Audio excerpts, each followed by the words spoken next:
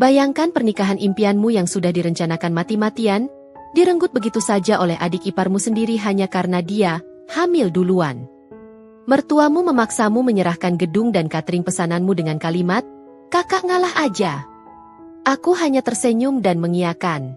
Tapi yang tidak mereka tahu, kamu cari tempat lain saja, bentaknya. Dan aku diam-diam telah membatalkan semua DP-nya, mengubah hari bahagia mereka menjadi, "Halo Sobat Dira, semoga kalian selalu dalam keadaan sehat dan bahagia. Cerita apa nih yang kalian nantikan dari kota mana?" Kamar itu beraroma harum bunga melati dan kopi dari dapur. Sekar Ayu Paramita duduk di hadapan laptopnya, jari jemarinya dengan lincah mengetik daftar checklist terakhir. Cahaya senja menyoroti lembar-lembar swatch kain dan sampel dekorasi yang berserakan di meja kayu jatinya. Dari speaker kecil, alunan musik instrumental lembut memenuhi ruangan, hampir menenggelamkan bunyi detak jantungnya yang bersemangat. Di sudut layar, notifikasi email dari gedung seruni ballroom bersinar dengan bangga. Konfirmasi final, paket platinum. Senyum tipis mengembang di bibirnya. Semua hampir sempurna. Krek. Pintu kayu utama terbuka dengan suara berderit yang memecah konsentrasinya. Dua siluet muncul di ambang pintu, menghalangi cahaya senja yang masuk. Ibu Windusari, dengan kebaya marunnya yang mewah, melangkah masuk tanpa melepas sepatu. Langkahnya tegas, matanya yang sipit langsung menyapu ruangan Bak Lang yang mengintai mangsa. Di belakangnya, gadis Purnamawati menyelinap, tangan terkatup erat di depan perutnya yang masih rata, mata besar yang biasanya ceria kini menatap lantai. "Kami perlu bicara, Sekar," ujar Ibu Windu, suaranya datar namun memuat beban perintah yang tak terbantahkan. Dia menduduki kursi tepat di seberang Sekar, tanpa basa-basi.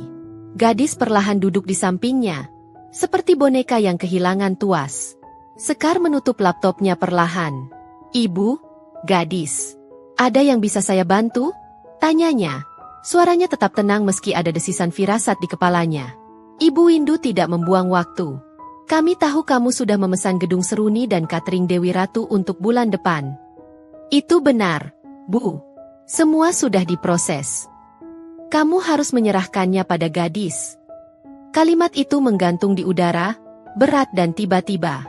Suara deru angin di luar jendela tiba-tiba terdengar jelas. Sekar mengamati gadis yang semakin menunduk, pundaknya naik turun seperti orang yang menahan isak. "Maaf, Bu, saya tidak mengerti." "Gadis, dia hamil," desis Ibu Windu, seakan mengumumkan sebuah rahasia negara. Matanya menatap tajam, menantang. "Dia butuh menikah secepatnya. Lebih cepat dari jadwalmu. Reputasi keluarga dipertaruhkan.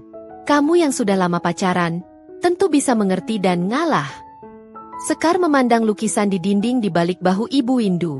Sebuah lukisan abstrak tentang laut lepas, ombak yang menggulung biru tua. Jari jemarinya meraih ponsel di samping laptop.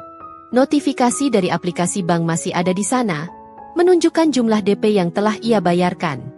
Angka yang hampir membuatnya pusing saat mentransfernya. Gadis akhirnya angkat bicara. Suaranya lirih dan getir. "Kakak, aku minta maaf. Aku tidak merencanakan ini."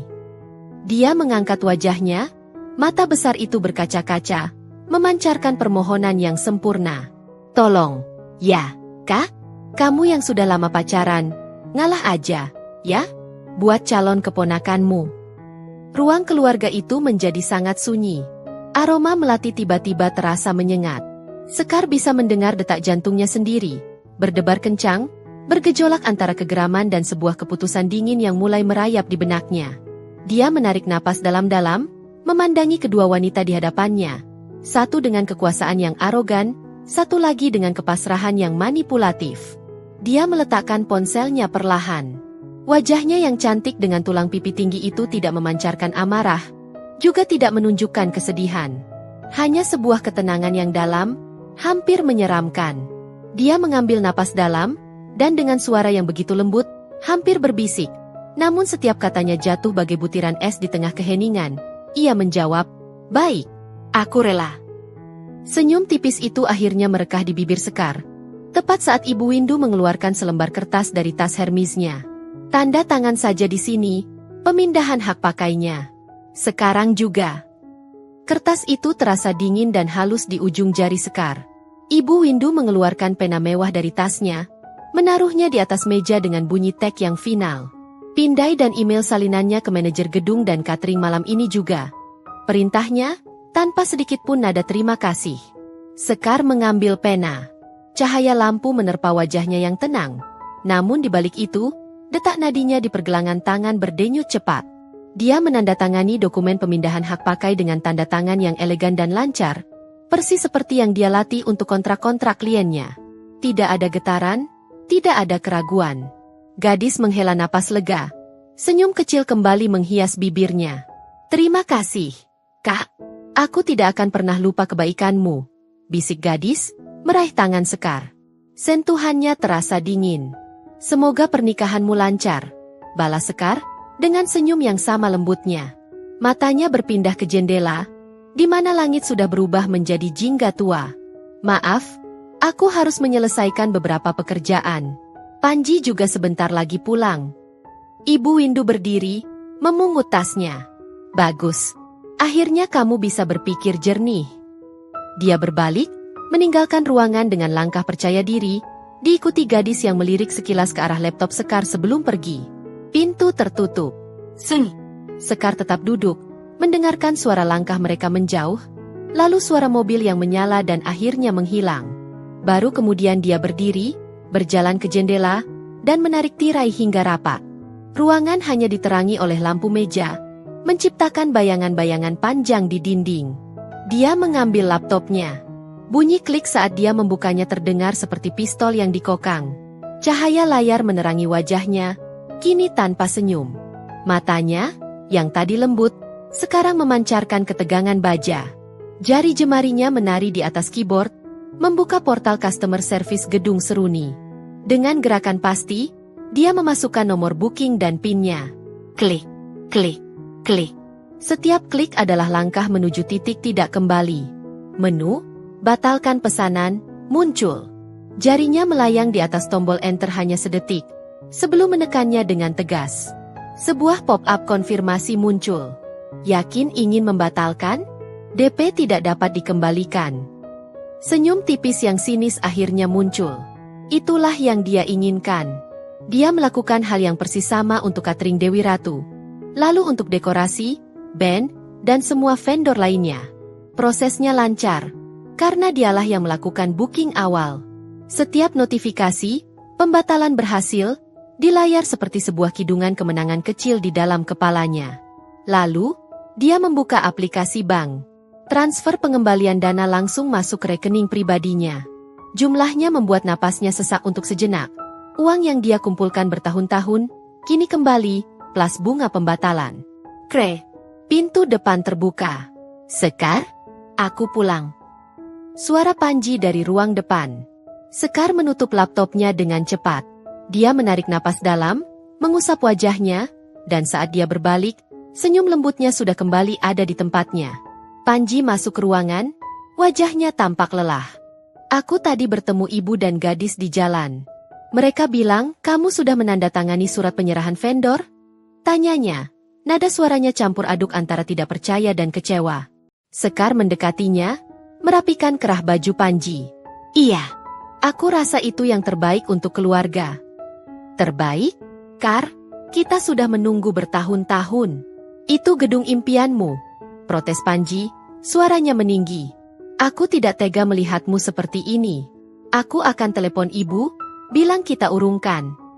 Tidak, potong Sekar, tangannya memegang lengan Panji erat. Matanya menatap langsung ke mata Panji, berbinar dengan intensitas yang jarang terlihat. Percayalah padaku, Mahesa. Ini bukan tentang mengalah. Ini tentang membiarkan mereka menuai apa yang mereka tabur. Panji mengerutkan kening, bingung. Apa maksudmu? Suatu hari nanti kau akan mengerti. Percayalah. Sekar meraih tangan Panji dan menuntunnya ke meja makan. Sekarang, ayo makan malam. Aku sudah memasak favoritmu. Malam semakin larut. Panji sudah tertidur lelap. Sekar bangkit dari tempat tidur, kembali ke ruang kerjanya. Dia membuka laptop sekali lagi. Cahayanya menerangi tiket pesawat dan konfirmasi villa mewah di Bali yang sudah dia booking tadi sore, menggunakan sebagian uang DP yang kembali. Dia menyimpan semua dokumen digital itu di folder rahasia, lalu memandangi saldo rekeningnya yang membengkak. Layar ponselnya tiba-tiba menyala, sebuah notifikasi dari bank bersinar dalam kegelapan, transfer pengembalian DP Catering Dewi Ratu sebesar Rp225 juta telah berhasil. Di baliknya, bayangan Sekar di jendela yang gelap terlihat menyeringai. Suara gemerisik daun kering di bawah kaki dan desir angin sore yang menusuk mengiringi langkah Sekar dan Panji menuju rumah keluarga besar Panji. Rumah bergaya kolonial itu tampak berkilau dengan lampu-lampu taman, dan suara riuh rendah percakapan serta tawa sudah terdengar dari balik pintu kayu besar. Sekar menggenggam erat tangan Panji, jari jemarinya terasa dingin. "Kita hanya sebentar," bisik Panji, mencoba menenangkan. "Tentu," balas Sekar, suaranya datar. Dia menarik napas dalam, memasang senyum sopan yang sudah dilatihnya sebelum mendorong pintu. Hawa hangat dan aroma gorengan serta kopi langsung menyergap. Puluhan pasang mata beralih ke arah mereka. Suara riuh itu mereda sejenak, digantikan oleh bisikan-bisikan yang disamarkan dengan batuk dan senyuman palsu. Sekar bisa merasakan tatapan itu. Ada yang penuh kasihan, penasaran, tetapi lebih banyak yang menyimpan tuduhan dan hinaan. Ibu Windu, berdiri di dekat meja makan panjang yang penuh hidangan, langsung menyambut mereka dengan pelukan teatrikal. "Anak-anakku akhirnya datang juga." Pelukannya pada Sekar terasa kaku dan singkat. "Selamat, Bu. Untuk calon cucu," ucap Sekar dengan suara lembut, persis seperti yang diharapkan. Ibu Windu menarik diri, matanya menyipit menatap Sekar seolah mencari tanda-tanda kepalsuan. "Terima kasih, Nak. Memang rezeki itu datangnya tidak terduga. Yang penting kita bersyukur." Kalimat itu diucapkan dengan lantang, ditujukan ke seluruh tamu. Tak lama, gadis muncul dari kerumunan. Perutnya masih rata, tetapi dia sudah berjalan dengan gaya seperti seorang ratu yang sedang mengandung putra mahkota. Seorang bibi langsung menyambutnya dengan pelukan hangat. "Lihatlah gadis, meski dalam kondisi seperti ini, tetap cantik dan kuat," puji Ibu Windu. Suaranya sengaja dikeraskan. Tangannya mengelus punggung gadis. Tidak seperti beberapa orang yang merencanakan segalanya mati-matian, tapi ternyata takdir berkata lain. Dia tidak menatap Sekar, tetapi semua orang tahu siapa yang dia maksud. Sekar hanya meneguk air putihnya, jari-jarinya dengan tenang memutar-mutar gelas kristal. Pandangannya tertuju pada Ibu Windu dan gadis, mengamati mereka seperti seorang ilmuwan mengamati spesimen langka di dalam akuarium. Dia tidak marah. Dia hanya terdiam. Panji, di sampingnya, menggigit bibir. Tangannya mengepal di saku celananya. "Sudah, Kar. Kita pulang," desisnya.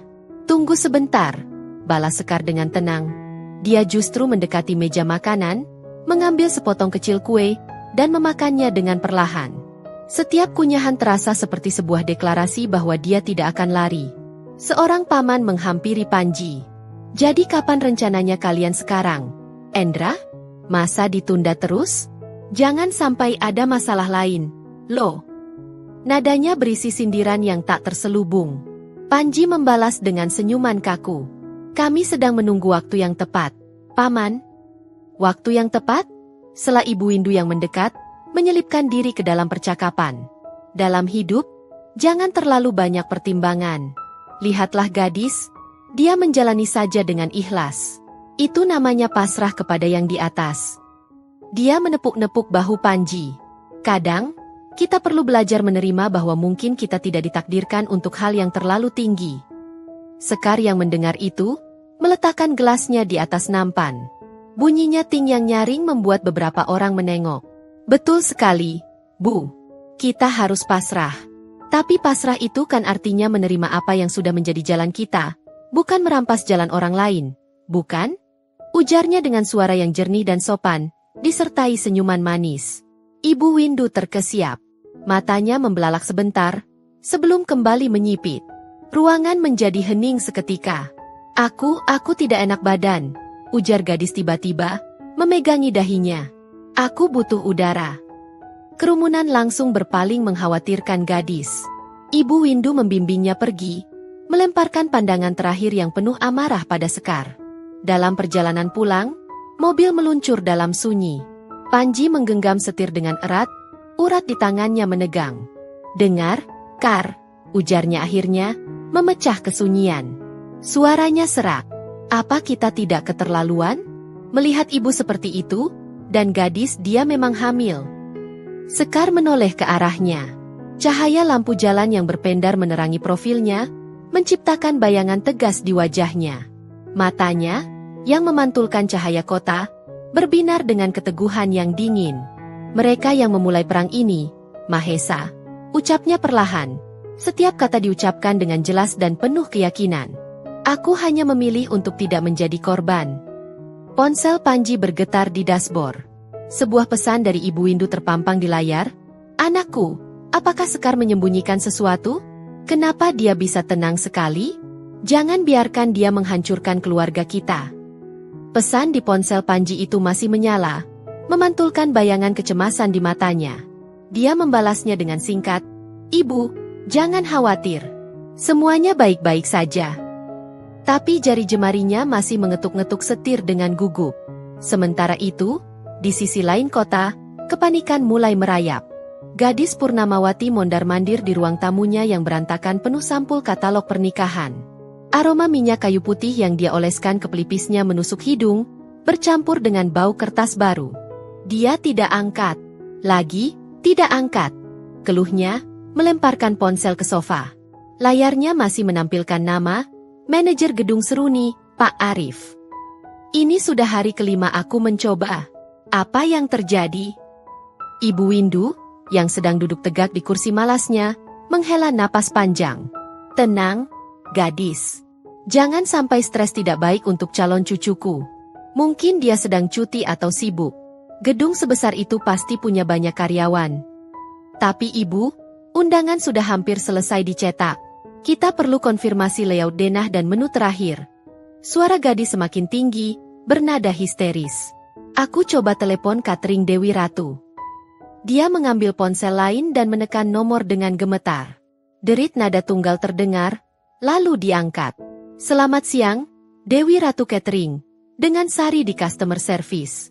Ada yang bisa saya bantu? Halo, ini gadis Purnamawati.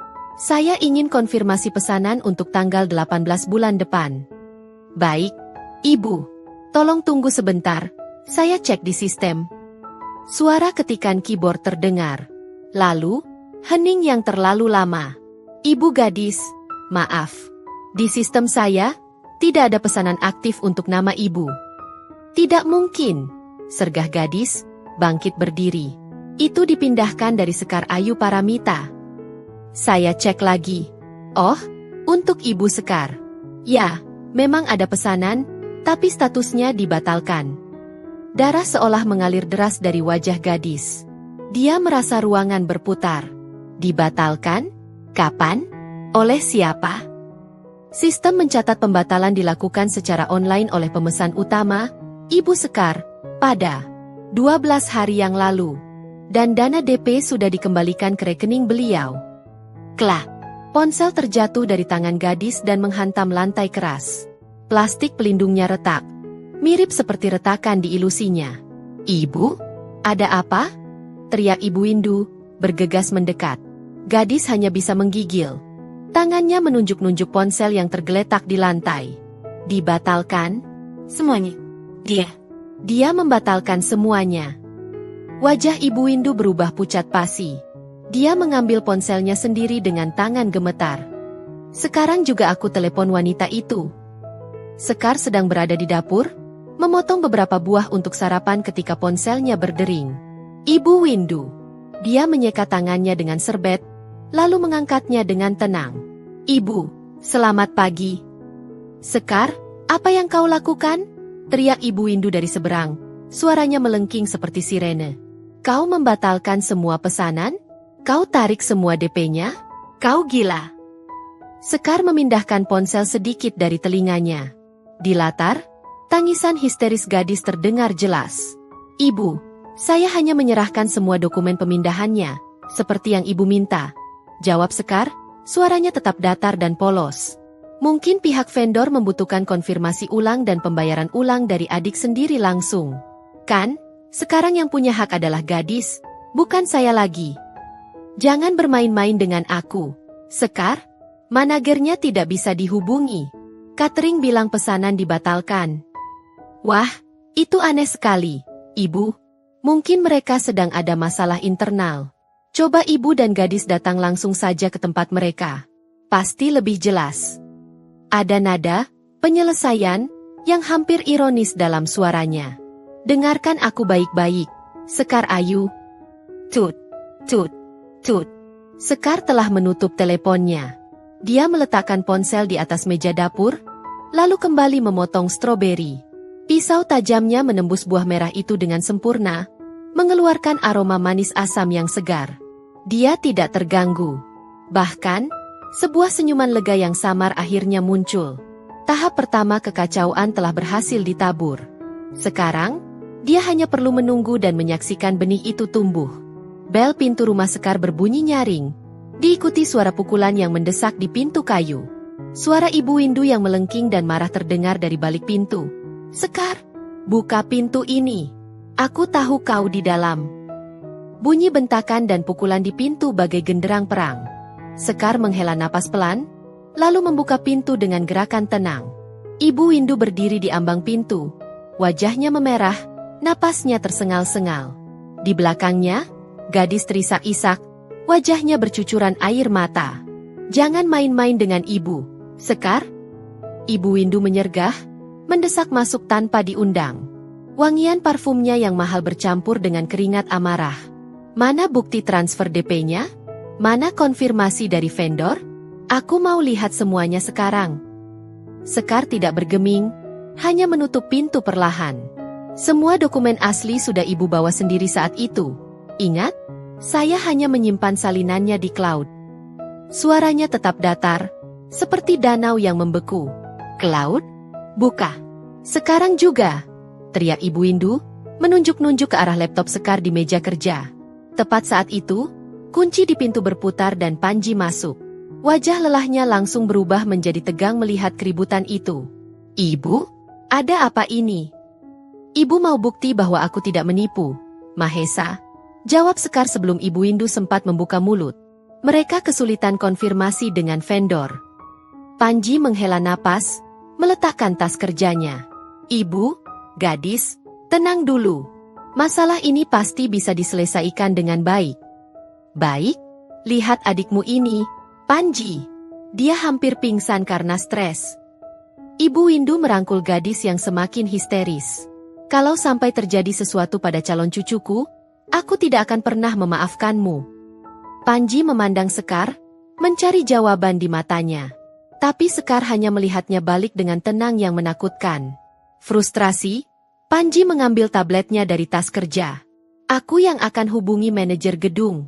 Aku punya nomor pribadinya. Sementara Panji sibuk menelpon, Ibu Windu mengeluarkan ponsel dan mulai menelepon satu persatu vendor dekorasi, band, dan fotografer. Setiap percakapan berakhir dengan teriakan dan wajahnya yang semakin pucat. Gadis hanya bisa duduk di sofa, memeluk bantal erat-erat, seperti orang yang tenggelam. Tidak ada yang punya data pesanan aktif untuk kita. Bisik Ibu Windu akhirnya, suaranya serak, tubuhnya lunglai di kursi. Mereka semua bilang statusnya dibatalkan. Panji menutup teleponnya, wajahnya berkerut. Pak Arif bilang hal yang sama. Dia menerima email pembatalan resmi dari pemilik akun, dari alamat email Sekar. Semua pandangan tertuju pada Sekar, yang masih berdiri tegak di dekat pintu. Sekar, benarkah? Tanya Panji. Suaranya bergetar campur kecewa dan bingung. Sekar tidak menjawab. Dia berjalan ke dapur, mengambil segelas air, dan meminumnya dengan perlahan. Suara tegukan air itu terdengar nyaring dalam keheningan yang mencekam. Ibu, ujar Sekar akhirnya, menatap Ibu Windu. Kalian yang meminta aku menyerahkan hak pakai. Aku serahkan. Tanya ke vendor. Apakah setelah ada pemindahan hak, perlu pembayaran ulang atau konfirmasi dari pihak baru? Tanya itu. Jangan hanya menyalahkanku. Ibu Windu bangkit. Matanya berbinar kemarahan. Kau pikir aku bodoh? Kau yang menarik uangnya. Uang DP itu kembali ke rekeningmu. Sekar mengangkat alis. Oh, ibu tahu dari mana? Apa ibu punya akses ke rekening saya? Tanyanya, dingin. Kebingungan menyelimuti ruangan. Ibu Windu memang tidak punya bukti. Dia hanya menduga. Panji, yang masih memegang tabletnya, tanpa sengaja membuka aplikasi bank yang masih terbuka. Matanya terpaku pada riwayat transaksi. Beberapa transfer masuk dengan jumlah besar, dari vendor-vendor yang familiar, dengan keterangan pengembalian dana DP. Wajahnya berubah pucat. Dia benar, Ibu, bisik Panji, terdengar hancur. Dia menatap Sekar, matanya penuh pertanyaan dan rasa sakit. Uangnya memang kembali. Ibu Windu menjerit, gabungan antara kemarahan dan keputusasaan. Gadis menangis semakin kencang. Sekar memandang mereka semua, mertuanya yang kini runtuh, adik iparnya yang histeris, dan calon suaminya yang terluka. Di matanya, tidak ada kemenangan. Hanya sebuah kepuasan sunyi bahwa kebenaran akhirnya terungkap. Tiba-tiba, bel pintu berbunyi lagi. Suara seorang wanita riang terdengar dari luar. Permisi. Untuk ibu gadis, kami dari florist, Bloom Palace, mau konfirmasi akhir untuk bunga pesta pernikahan besok. Bisa dibuka? Suara riang dari luar pintu bagai pisau tajam yang menancap di tengah kebekuan ruangan. Ibu Windu terkesiap. Wajahnya yang sempat pucat kini memerah padam. Gadis mendesah lemah, seperti boneka yang talinya putus. Jangan dijawab, bisik Ibu Windu histeris pada Sekar. Tapi Sekar sudah berjalan tenang menuju pintu. Dia membukanya selebar bahu, cukup untuk memblokir pemandangan ke dalam. Seorang wanita muda dengan tas laptop dan binder teks berdiri di sana, tersenyum lebar. Selamat pagi, Ibu. Saya Devi dari Bloom Palace. Untuk konfirmasi pesanan bunga ibu gadis. Maaf, ada salah alamat. Potong Sekar dengan suara ramah namun penuh wibawa sebelum wanita itu menyelesaikan kalimatnya. Wanita itu mengerutkan kening, memeriksa notes di bindernya. Tapi ini alamatnya. Ibu Sekar, bukan? Bukan. Tidak ada yang memesan bunga di sini. Senyum Sekar tidak sampai ke matanya. Selamat pagi. Klah. Pintu ditutup dengan halus namun pasti. Sekar membalikan badan, menyandarkan punggungnya di daun pintu. Dia memandangi 3 pasang mata yang menatapnya dengan campuran kebingungan, kemarahan, dan keputusasaan. Kenapa kau lakukan itu? Teriak Ibu Windu. Itu mungkin satu-satunya vendor yang belum tahu kalau pesanannya batal. Kita masih bisa selamatkan muka. Selamatkan muka? Sekar mendorong diri dari pintu. Langkahnya mantap menuju tengah ruangan. Suaranya, yang selama ini tenang, kini berubah menjadi baja yang tajam. Untuk apa? Agar kalian bisa terus berpura-pura? Agar pesta pernikahan penuh kepalsuan itu tetap berlangsung? Sekar, cukup. Panji mencoba menengahi, suaranya lemah. Tidak, Mahesa. Sudah cukup. Sekar kini berdiri tepat di hadapan Ibu Windu. Tubuhnya lebih tinggi. Dan untuk pertama kalinya, dia menggunakan tinggi badannya itu. Ibu, adik, kalian pikir saya ini apa? Karung pasir yang bisa ditendang seenaknya? Atau bank berjalan yang bisa kalian rampok atas nama keluarga? Kau tidak boleh bicara seperti itu pada ibumu. Hardik Ibu Windu, tapi ada getar ketakutan di suaranya. Saya menghormati ibu sebagai ibu dari calon suami saya. Tapi rasa hormat itu dicabik sendiri ketika ibu memaksa saya menyerahkan sesuatu yang bukan hak ibu. Lalu menyuruh saya ngalah dengan senyuman. Setiap kata diucapkan dengan jelas, mengiris ruangan. Kalian yang memilih untuk merampas, bukan meminta. Sekarang, nikmati hasil pilihan kalian. Dia berbalik, berjalan menuju kamarnya. Suara gesper koper yang dibuka terdengar. Sekar, apa yang kau lakukan? Tanya Panji, mengikutinya dengan wajah panik.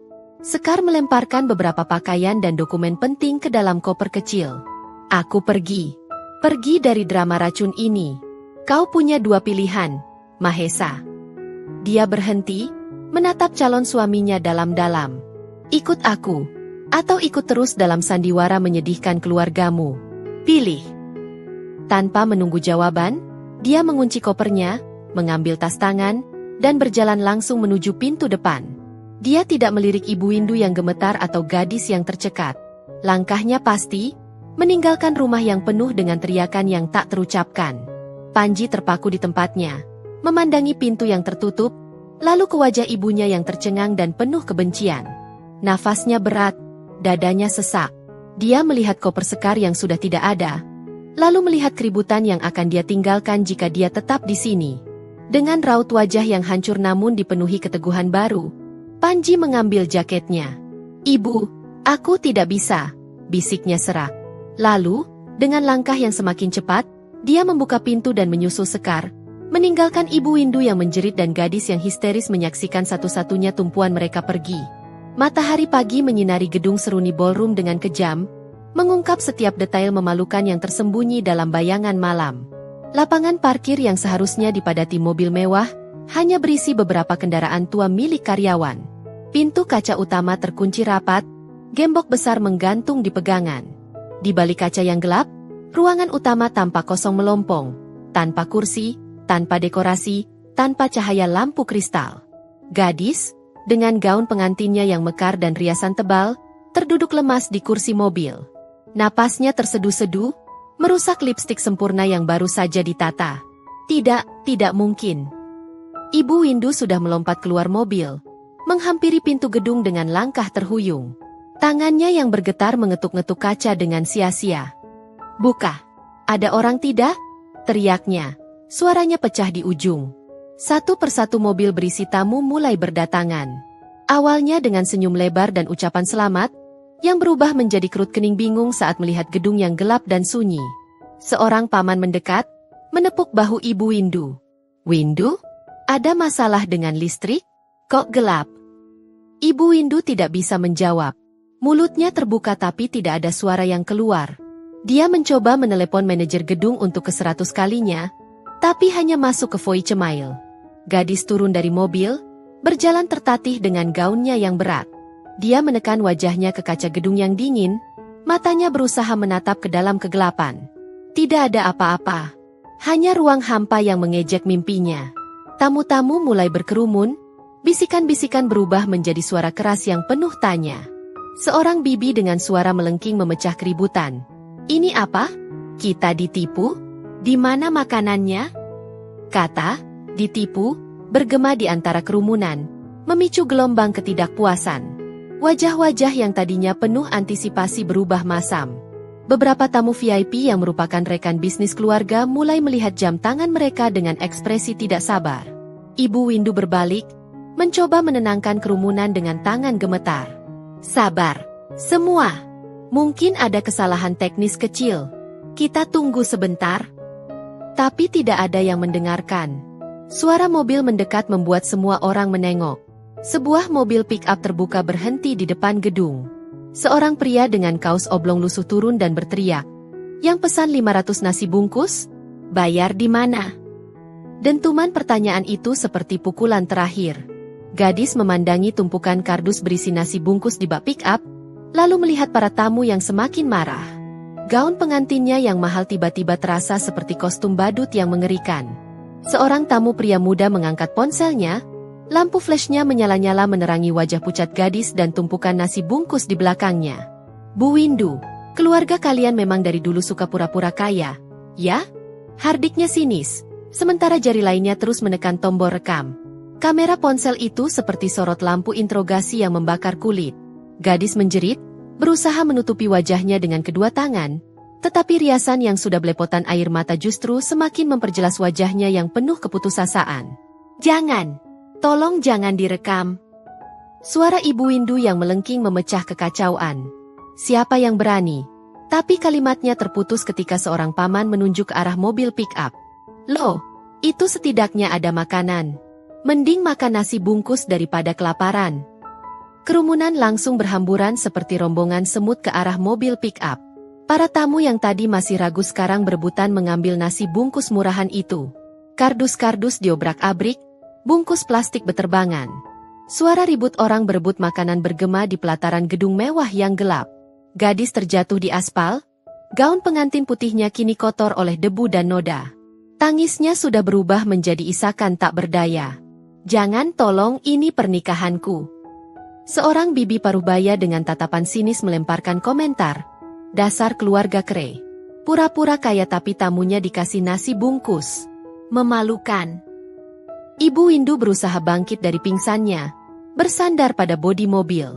Matanya yang berkunang-kunang menyaksikan pemandangan yang lebih buruk dari mimpi buruk. Dia melihat rekan bisnis pentingnya menggelengkan kepala sambil berbalik meninggalkan tempat. Wajah mereka dipenuhi cemoohan. "Tunggu, Erwin. Ini hanya kesalahpahaman," teriak Ibu Windu, tapi pria itu sudah masuk ke mobil mewahnya dan pergi dengan menderu. Tak lama kemudian, dentang notifikasi ponsel berdering bertubi-tubi dari berbagai arah. Satu persatu tamu mulai melihat ponsel mereka, dan wajah-wajah mereka berubah dari marah menjadi terhibur. Seorang sepupu muda mendekati Ibu Windu dengan wajah pucat. "Tante, lihat ini." Dia menyodorkan ponselnya. Di layar, video gadis yang menangis histeris di depan gedung gelap sudah viral. Sudah ribuan share dan komentar pedas. Tapi yang lebih menghancurkan adalah unggahan berikutnya. Foto Sekar dan Panji tersenyum bahagia di tepi Infinity Pool sebuah villa mewah di Bali, dengan caption tajam, "Merayakan kebebasan sejati. Dana, pernikahan, ternyata cukup untuk bulan madu premium. Terima kasih untuk hadiah yang tidak terduga." Ibu Windu terbatuk-batuk. Tangannya mencengkeram dada. Dia menggunakan uang kita untuk... Tiba-tiba, tubuh Ibu Windu limbung dan jatuh tersungkur di antara tumpukan nasi bungkus yang terinjak-injak. Tepat ketika sorot lampu biru mobil ambulans mulai berkedip di kejauhan. Kamar rumah sakit berwarna putih dan steril. Tetapi hawa keputusasaan yang menggantung terasa lebih pekat daripada aroma disinfektan. Ibu Windu terbaring lemah. Selang oksigen terpasang di hidungnya, wajahnya tampak 10 tahun lebih tua. Di sampingnya, gadis masih mengenakan sisa-sisa gaun pengantinnya yang kini kusut dan bernoda, duduk seperti orang linglung. BZZZT. Ponsel di tangan gadis terus bergetar tak henti. Notifikasi dari media sosial, pesan singkat ejekan, dan panggilan tak dikenal membanjiri layarnya. Tangannya yang gemetar membuka salah satu aplikasi. Foto Sekar dan Panji di Bali itu masih menjadi trending topik. Wajah mereka yang berseri, latar belakang laut biru, dan gelas wine di tangan mereka bagai pisau yang memutar-mutar luka di hatinya. Dia menertawakan kita, "Bu," bisik gadis, suaranya serak. Semua orang melihat ini. Semua orang menertawai kita. Ibu Windu memalingkan wajahnya, mencoba menahan air mata yang menggenang. Tapi saat matanya menatap layar ponsel gadis, napasnya tersendat. Caption itu, "Dana, pernikahan, untuk bulan madu premium," terbaca jelas. Sebuah kenyataan yang lebih pahit daripada obat apapun. Dia menggunakan uang kita. Gumam Ibu Windu, suaranya parau. Uang DP yang seharusnya untuk. Dia tidak bisa menyelesaikan kalimatnya. Tangannya mengepal lemah di atas selimut putih. Tiba-tiba, seorang perawat masuk dengan wajah masam. "Ibu Windu, ada telepon untuk ibu. Dari seorang jurnalis. Mau saya tolak?" Ibu Windu mengangguk lemah. Tapi sebelum perawat sempat berbalik, gadis tiba-tiba berteriak. "Tunjukkan pada ibu. Biar ibu lihat betapa sempurnanya kehidupan mereka dengan uang kita." Dia menyodorkan ponselnya, memutar video pendek yang diunggah Panji. Mereka sedang menikmati pijat di spa outdoor dengan pemandangan hutan tropis, tertawa lepas. Ibu Windu memandangi video itu. Detak jantungnya di monitor mulai tidak beraturan, berbunyi bip-bip-bip semakin cepat. Wajahnya memerah, lalu berubah menjadi kebiruan. Tangannya mencengkram dada kirinya. "Uang cucuku." Dia terkesiap. Matanya melotot melihat kemewahan yang dinikmati Sekar dan Panji. Mereka menghancurkan segalanya. Monitor jantung berbunyi panjang dan nyaring. Garis hijau di layar mendatar. Perawat itu berteriak memanggil bantuan. Gadis menjatuhkan ponselnya, tercekat, menyaksikan tubuh ibunya kejang-kejang sebelum para dokter berhamburan masuk dan mengusirnya keluar. Dia merosot di lorong rumah sakit yang dingin, terduduk di lantai, masih mengenakan gaun pengantinnya yang compang-camping. Dari dalam ruangan, teriakan dokter dan suara mesin penyambung hidup terdengar samar. Di lantai, ponselnya masih menyala, menampilkan kolom komentar yang penuh dengan hinaan dan tawa ejekan terhadap keluarganya. Seorang kerabat jauh yang baru tiba, melihat gadis yang terpuruk, lalu berbisik getir. "Gadis, ibu kena stroke berat. Dokter bilang, kecil kemungkinan bisa pulih sepenuhnya. Dan Calon suamimu kabur setelah lihat video keributan tadi pagi. Dia bilang tidak mau mengurus anak orang gila. 6 bulan kemudian, di sebuah kafe kecil yang terletak di sudut tenang kota, aroma kopi spesialitas dan kayu cedar memenuhi udara. Sekar dengan apron sederhana sedang memperlihatkan buku sketsa desain interior kepada seorang klien, sementara Panji di belakang bar menyelesaikan pesanan latte art dengan konsentrasi penuh. Kafe, kedai kedua, itu dipenuhi cahaya matahari pagi yang hangat melalui jendela besar, menciptakan pola bayangan yang menari di lantai kayu. Jadi kita sepakat untuk menggunakan palete warna earth tone dengan aksen tembaga? Tanya Sekar pada kliennya, sambil tersenyum. Persis seperti yang saya bayangkan. Anda benar-benar memahami visi saya. Jawab klien itu dengan puas sebelum berpamitan. Panji menghampiri Sekar, meletakkan cangkir cappuccino dengan hati-hati di hadapannya. Dari tadi lihat kamu meeting. Ini buatmu. Sekar menerima cangkir itu, jarinya menyentuh lembut tangan Panji. Terima kasih, Mahesa. Mereka berdua memandangi kafenya yang nyaman. Beberapa pelajar sedang asyik mengerjakan tugas di sudut. Sepasang manula membaca koran sambil sesekali tersenyum. Dan suara mesin espresso yang mendesis menciptakan simfoni kehidupan baru mereka. Tak ada yang menyangka bahwa kafe sederhana nan elegan ini dibiayai dari dana pernikahan yang pernah mereka kumpulkan. Uang yang semula untuk pesta mewah, kini berubah menjadi investasi nyata untuk kebahagiaan jangka panjang mereka. Sebuah pesan singkat masuk ke ponsel Panji dari seorang kerabat. Kabar terakhir tentang Ibu Windu yang kondisinya tidak kunjung membaik dan harus tinggal di panti rehabilitasi, serta gadis yang memutuskan untuk mengasingkan diri di rumah neneknya di kampung. Panji membaca pesan itu, lalu mematikan layarnya. Semuanya baik-baik saja? Tanya Sekar lembut. Panji mengangguk, menatap mata Sekar. Mereka akhirnya menuai apa yang mereka tabur. Dan kita akhirnya menanam kebun kita sendiri. Sekar memegang tangan Panji erat-erat. Mereka tidak perlu kata-kata lagi. Kekecewaan telah berubah menjadi berkah. Kemarahan telah bertransformasi menjadi ketenangan. Di kedai kecil mereka yang penuh kedamaian itu, mereka menemukan makna keluarga yang sesungguhnya. Bukan tentang ikatan darah atau pesta mewah, tetapi tentang saling menghormati dan mendukung dalam sunyi maupun senyum. Kadang, keadilan terbesar bukan tentang membalas dendam, tetapi tentang memiliki keberanian untuk berjalan menjauh dari lingkungan beracun dan membangun kebahagiaan versi sendiri. Keikhlasan bukan berarti membiarkan diri terus diperdaya, tetapi menerima bahwa kita layak untuk hal yang lebih baik.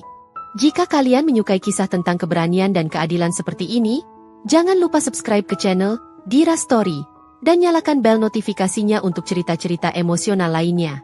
Sampai jumpa di kisah berikutnya.